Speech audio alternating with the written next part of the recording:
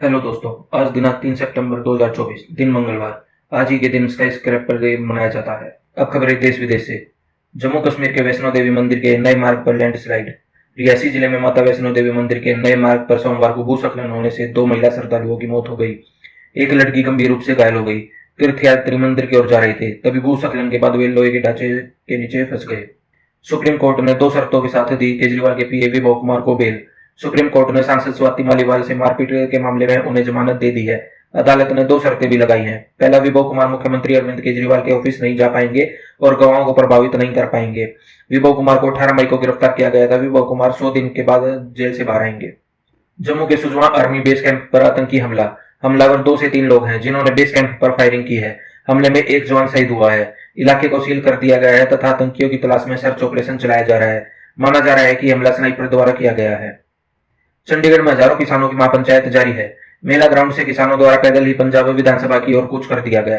किसान आंदोलन को देखते हुए चंडीगढ़ पुलिस के अलावा आंदोलन में पंजाब पुलिस के भी 1500 जवानों को भी तैनात किया गया है। किसानों का कहना है कि अब उनका पक्का मोर्चा इस ग्राउंड से तभी उठेगा जब सरकार उनकी सारी मांगे मान लेंगी। अब खबरें राजनीति से जुड़ी। हरियाणा में टिकट बंटवारे पर बीजेपी ने नड्डा शाह खट्टर सहित मीटिंग बुलाई। मंत्री देवेंद्र बबली ने भाजपा ज्वाइन कर ली है। सुनील सांगवान और जसपा के पूर्व जिला अध्यक्ष संजय कबलाना भी भाजपा में शामिल हो गए। देवेंद्र बबली ने कहा, मैं अपने आप को बहुत सौभाग्यशाली समझता हूं कि मुझे प्रधानमंत्री नरेंद्र मोदी के नेतृत्व में काम करने का मौका मिलेगा।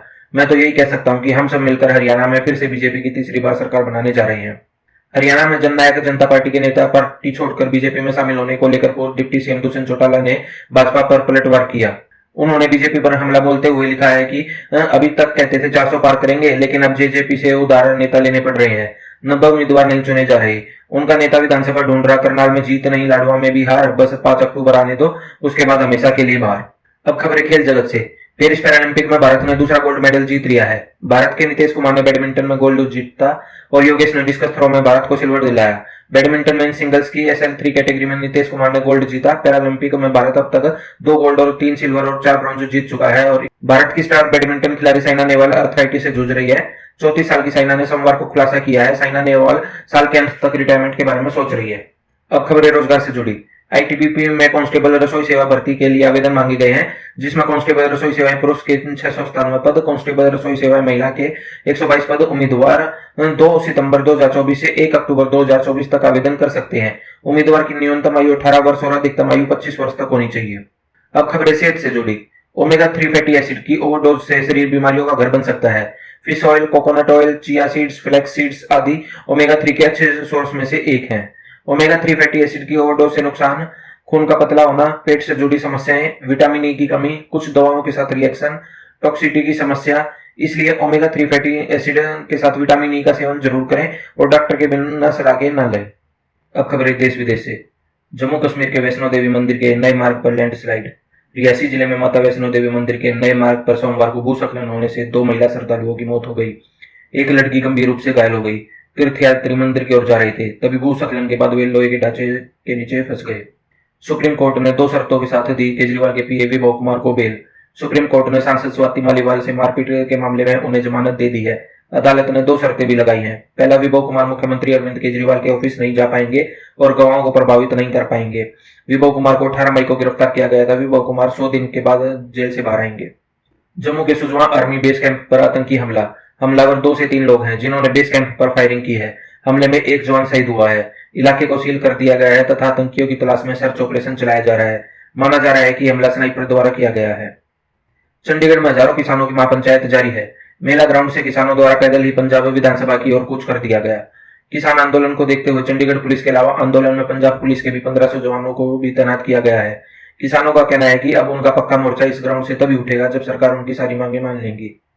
अब खबरें राजनीति से जुड़ी।